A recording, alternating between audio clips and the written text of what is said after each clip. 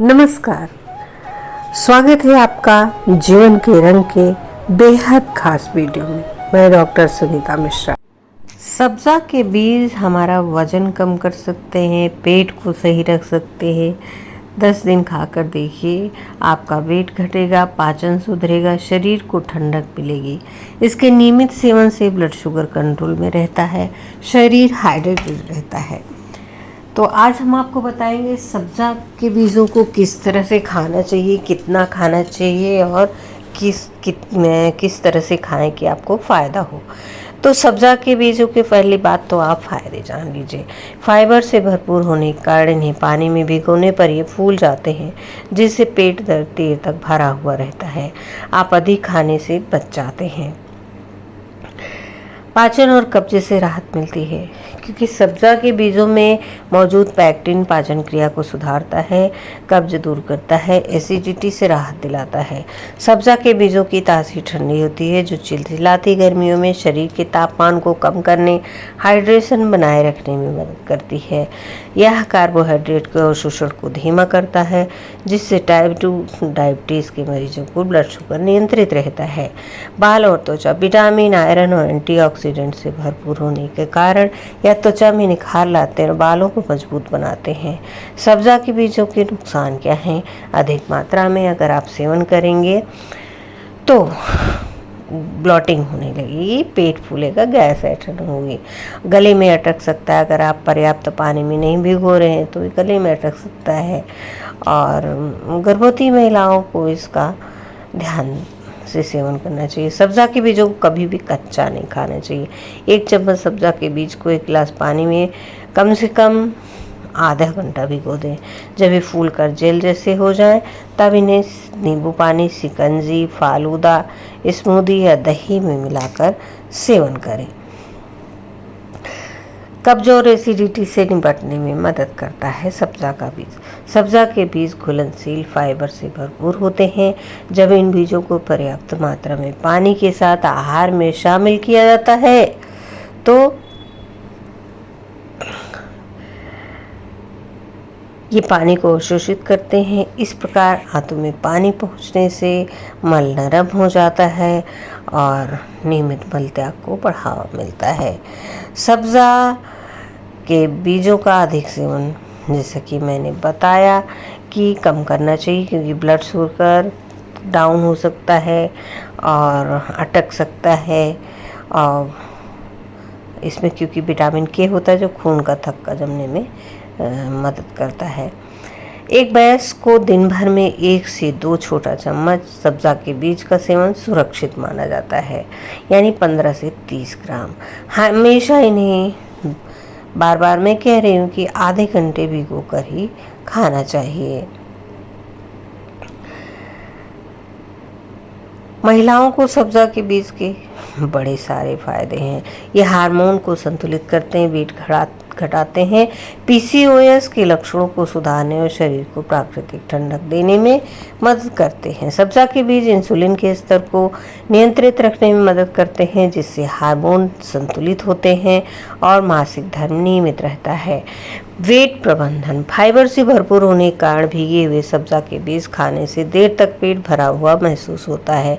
यह क्रेविंग कम करता है, वजन घटाने में सहायता करता है, यूरिनरी ट्रैक्ट इन्फेक्शन से बचाव करता है। सब्जा बीजों की तासीर ठंडी होती है। यह शरीर से टॉक्सिन्स बाहर निकालते हैं, जिससे यूटीआई और किडनी से जुड़ी समस्याओं में आराम मिलता है। पाचन और कब्ज में राहत मिलती है। इसमें मौजूद घुलनशील फाइबर आंतों को स्वस्थ रखता है, मल को नरम बनाता है और कब्ज व एसिडिटी से राहत दिलाता है। ये बीज आयरन और कैल्शियम के बेहतरीन प्राकृतिक स्रोत हैं, जो महिलाओं में खून की कमी और हड्डियों की कमजोरी को दूर करते हैं। त्वचा और बालों के लिए बहुत अच्छे हैं। एंटीऑक्सीडेंट से भरपूर होने के कारण त्वचा में निखार लाते हैं, बालों को झड़ने से रोकते हैं। सब्जा के बीजों को कभी भी सूखा नहीं खाना चाहिए, तो हमने बताया ही आपको। रोज़ सब्जा के बीज लें, अच्छी बात है, आपको लाभ होगा। लेकिन कुछ लोग अधिक मात्रा में अगर सेवन कर लेंगे तो उसके नुकसान ये होंगे कि दस्त, उल्टी, मतली, मुहासे, एसिड रिफ्लक्स, सिर दर्द, पेट में तकलीफ, भूख न लगना जैसी समस्याएं हो सकती हैं। तो ये सारी चीज़ें सब्ज़ा के बीज के साथ हैं। एक दिन में कितना सब्ज़ा का बीज खाना चाहिए तो हमने आपको बताया कि 1 से 2 चम्मच से ज़्यादा कभी भी ना खाएं। और पेट की चर्बी भी इससे कम होगी। रोज़ सब्ज़ा का बीज का पानी पीने से पाचन क्रिया में सुधार होता है, कब्ज से राहत मिलती है। सबसे अच्छा सब्ज़ा बीज है। आप इसको अच्छे साफ़ सुथरे इसके दाने हों, किसी भी अच्छी कंपनियों का लें। सब्ज़ा या तुकभरिया मीठी तुलसी के बीज होते हैं। इनकी तासीर बहुत ठंडी होती है, इसीलिए गर्मियों में शरीर की गर्मी एसिडिटी को शांत करने में रामबाण है। इनमें फाइबर अधिक होता है, बहुत तेज़ी से पानी सूखते हैं। पानी में डालते ही कुछ सेकंड के लिए फूल करे जेली जैसे बन जाते हैं। और इनका सब्ज़ा सीड्स जो हैं वो इंडिया में खूब भरपूर मात्रा में मिलती हैं।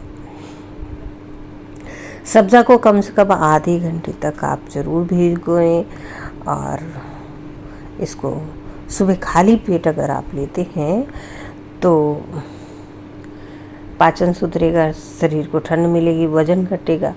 और इसमें मौजूद फाइबर एंटीऑक्सीडेंट से भरपूर होते हैं जो हमारा मेटाबॉलिज्म बढ़ाते हैं। क्या सब्ज़ा के बीज ब्लड प्रेशर कम करते हैं? तो हाँ, ये कम कर सकते हैं। अगर बीपी लो रहता है तो इसको ना ही लें, और अगर हाई रहता है तो आप ले सकते हैं।